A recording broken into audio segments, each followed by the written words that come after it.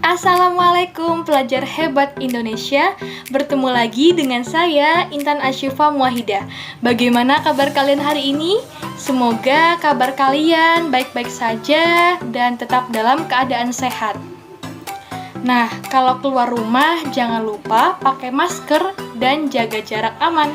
Nah, pada video sebelumnya, Ibu sudah menjelaskan mengenai materi persamaan kontinuitas, fluida ideal, dan video tentang pengayaan soal.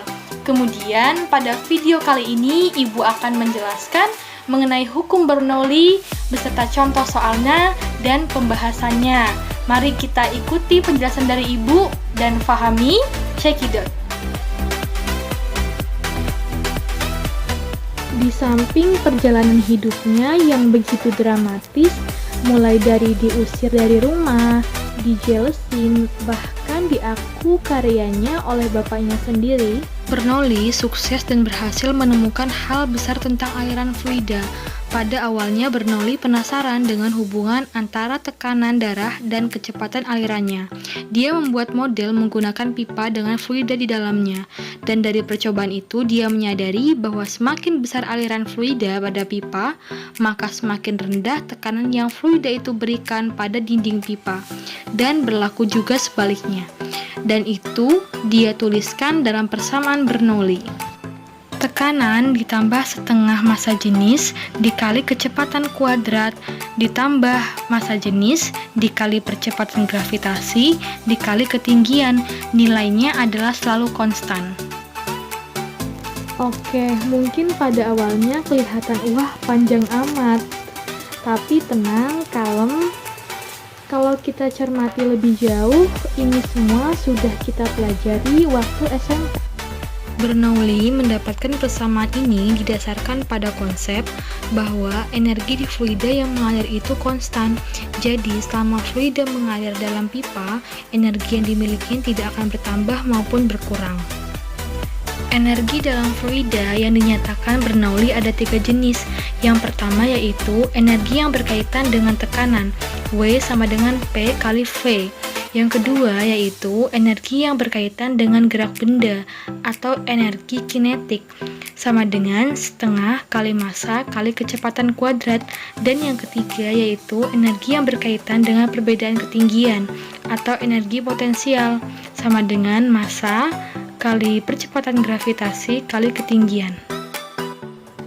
For your information, ketika kita menghitung sesuatu yang berhubungan dengan fluida, akan lebih mudah menggunakan massa jenis dibandingkan massa. Oleh karena itu, jika kita bagi ketiga persamaan ini dengan volume, maka akan menjadi persamaan Bernoulli yang tadi.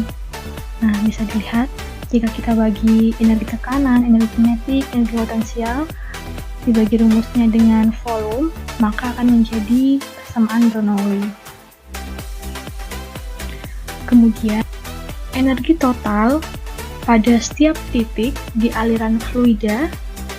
Dan jadi jika salah satu bentuk energi, baik itu energi kinetik maupun energi potensial di kedua titik ini berkurang, maka energi lain akan otomatis bertambah menjadi lebih besar karena total energinya selalu konstan.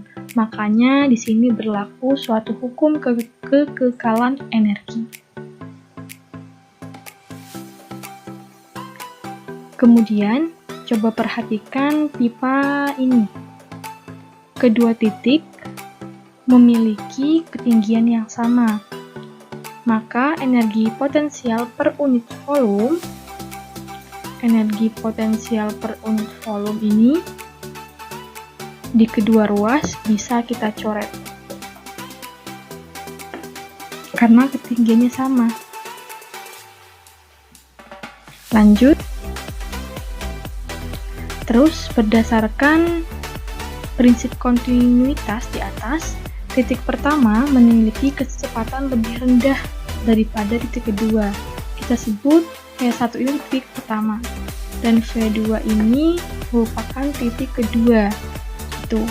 Jadi, titik pertama memiliki kecepatan yang lebih rendah daripada titik kedua. Otomatis, tekanan dan alirannya bakalan tinggi agar total kedua ruas itu sama. Jadi, jika luas penampang sempit, maka kecepatan alirannya tinggi dan tekanannya rendah.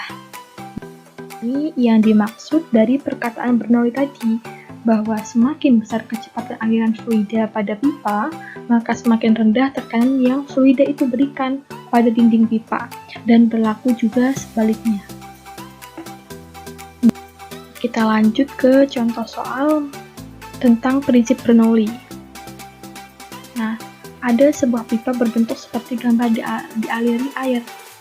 Luas penampang besar 10 cm kuadrat dan penampang kecil 5 cm kuadrat. Apabila kecepatan aliran air pada pipa besar 2 meter per sekon dengan tekanan 40 kPa, maka tekanan pada pipa kecil adalah berapa? Nah, di sini kan sudah diketahui bahwa H1 itu ketinggiannya itu tidak memiliki ketinggian atau 0. Kemudian kalau H2-nya ini memiliki ketinggian 60 cm dari tanah ke aduannya gitu. Jadi kita lanjut. Nah, berarti diketahui A1 atau luas penambang yang besar itu 10 cm kuadrat. Kemudian A2-nya berarti luas penampang kecil 5 cm kuadrat.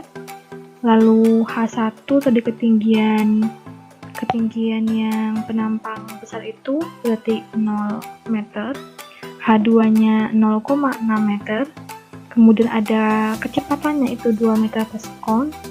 Percepatan gravitasinya itu 10 meter per sekon kubik. Kemudian ada tekanannya 40 kPa atau bisa juga dikonversikan menjadi 40.000 Pascal. Dan drop airnya itu 1000 kg per meter kubik. Kemudian kan tadi yang ditanya itu tekanan air pada pipa kecil atau P2. Nah, terlebih dahulu kita menghitung kecepatan air pada pipa kecil dengan menggunakan kesamaan kontinuitas yang sebelumnya sudah kita pelajari di minggu-minggu sebelumnya atau di video sebelumnya dengan rumus A1 V1 sama dengan A2 V2. Nah, tinggal dimasukin aja nilai tadi. A1 besarnya 10, V1 besarnya 2 sama dengan 5, terus kemudian V2 nya sedang kita cari, berarti 20 per 5. Nah, 20 bagi 5 sama dengan ketemu V2 nya menjadi 4 meter per sekon.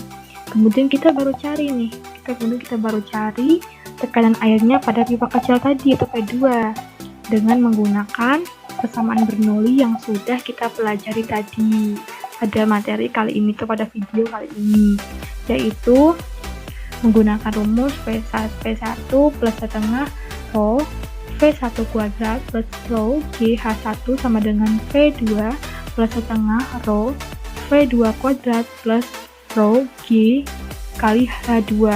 Tinggal dimasukin nilai-nilainya itu berapa.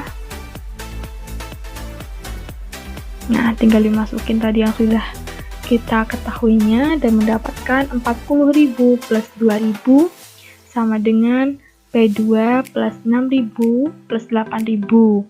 Nah, P2-nya kita udah tahu kan, berarti 40.000 plus 2.000 dengan 42.000 dikurangi 8.000 plus 6.000 sama dengan 14.000. Jadi P2-nya adalah 28.000 Pascal. Nah, berarti kalau kita konversikan ke kilopascal menjadi 28 kPa. Benar sekali. Ada 28 kilopascal. Nah, di sini kita sudah mengetahui bahwa tekanan air pada pipa kecil atau P2 yaitu sebesar 28 kilopascal. Mungkin cukup sekian penjelasan dari Ibu mengenai hukum Bernoulli beserta contoh soalnya. Apabila ada yang belum kalian pahami, kalian bisa tanyakan di kolom komentar YouTube ataupun Classroom. Baik, apapun yang terjadi, hidup itu indah, hadapi dengan senyuman dan tetap semangat. Wassalamualaikum warahmatullahi wabarakatuh.